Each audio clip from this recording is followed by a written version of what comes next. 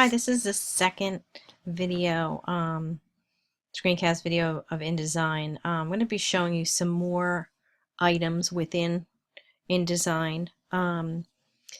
Open the student underscore InDesign class practice file. That's what you'll need. It looks similar to this. You're going to see the different sections. We're going to have a column section. We're going to do some kerning. I'm going to explain what these things are. How to apply call outs and do spacing before and space after within text. Also using the pen tool and the Bezier curve and adjusting and deleting points on the pen tool. So open your file. Okay, I'm assuming at this point your file is open. So this text in here, again, notice I lost my tools, so I'm going to do pull a window, pull down to tools, so I can pull my tools up. Okay. In here, I'm using this text. It's called, we refer to it as lorem ipsum. That happens to be the first two words of this text. This is what graphic designers use for placement text. When you're waiting for the client to come up with the text and you want to do some sort of layout to give yourself as well as the client an idea of how much text would fit on the page, what the layout would look like with the text in there. You can download something online. You can just do a Google search called lorem ipsum, and it everywhere online will allow you to download it, and it's, like I said, used as placement text only when you're creating layouts. So I dropped some lorem ipsum in here. What I want to do is do some columns. So I'm going to highlight my text. You're going to notice when I go to my the top tool on my toolbar, okay, you're going to notice with InDesign sometimes you need to drag the file out further. See that top measurement bar? There's other items that are hiding when you have your page more narrow or wider. So I'm going to make my page a little wider, and you're going to see that now all of a sudden you're going to see number of columns. Before, when I first had my page open, that was sort of hiding and I didn't see it. So if you ever don't see something that you know is placed on top, more than likely your page is a little narrow. Okay, so with that text box selected, I can click on just increase the number with right here with the number of columns. So I'm going to just change it to a 2 column, and all of a sudden my text box is 2 columns. If I want 3 columns, same thing. 1, 2, 3. Okay. If I want to get rid of them, hit the arrow down, and there you go. Okay. I also want to show you, while I'm here with columns, you're going to notice that you can highlight your text, and on the top bar you can see left alignment. You can do centered, right alignment. There's something called justified. Justified with the last line aligned left. So if you can click that, justified means it will take your text and span it from the furthermost of each column from the left to the right. So it'll even take text and stretch it across. And then what it does with the last line, it keeps it left. Okay. The next one over is justify with the last line aligned centered. Okay. And then this is justify all lines. So it'll take all your lines and spread them from the left to the right. Okay. There are different points and times where you want to do that. Sometimes it's a matter of preference. Sometimes it's a matter of specifications from your client. So I just wanted you to see all these different options for alignment. Okay, so now what we're going to do is we're going to look at kerning. Kerning is the space between letters. So I'm just blowing up on my words here. It's always good to blow up on something when you're doing something very detailed like this.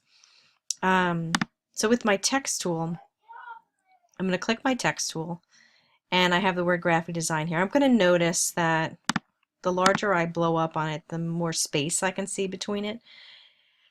You can see certain spaces between letters. Sometimes there's too much space. I could see that there's a little too much space between the P and the H and the G and the R. So I want to just close up on a little bit. So I'm going to click on my text tool.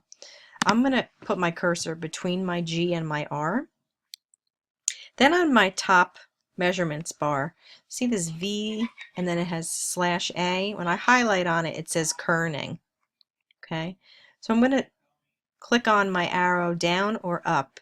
And you're going to see if I click it down, you're going to notice, see the R comes a little closer to the G. And if I click up, it goes away from the G. So what I want to do is, I definitely want to bring it a little closer. So you're just going to have to kind of eyeball it, what you think is a better spacing. Again, I'm going to move my cursor between my P and my H. So sometimes you're going to need that, sometimes you're not. Or sometimes you need adjustment the other direction. Okay.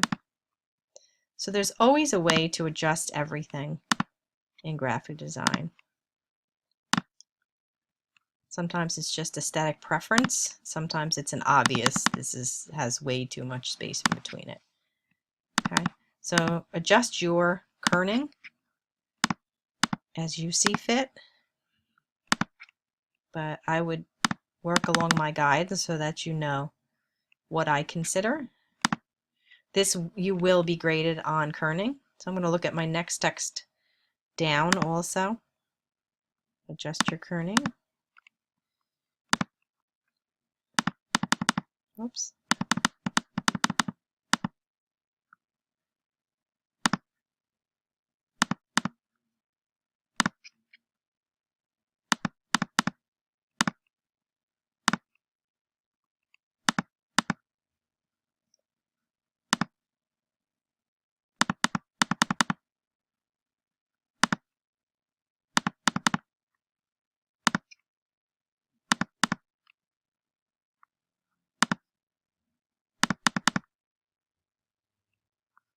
Okay, and then with these specialty fonts, so you'll see this marker felt font at the bottom, you're really going to see, so definitely like the DES, definitely.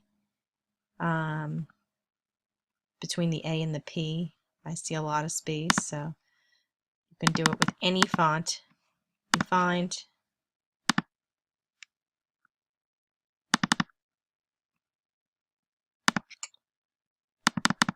Sometimes it takes a little time looking at it, backing up, looking at it close, looking at it far behind, from far away.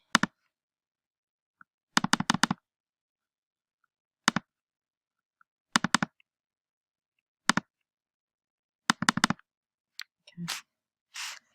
If you do Control 0, you can look at it far away, the whole page.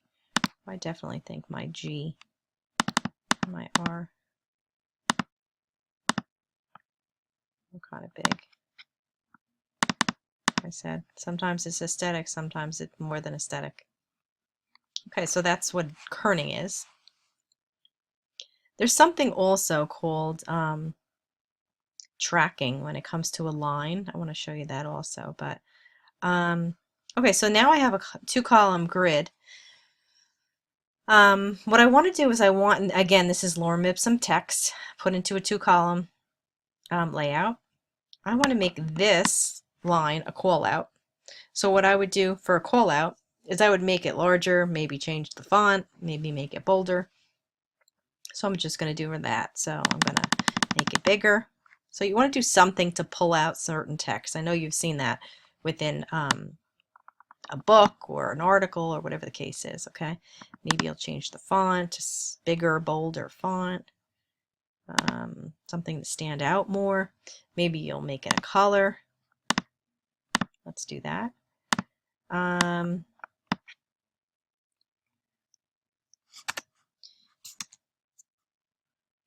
then what you're going to do is close up on any returns that you have here. Okay, so what I want to do is I want to create space before this call out, so right above it, and space below it.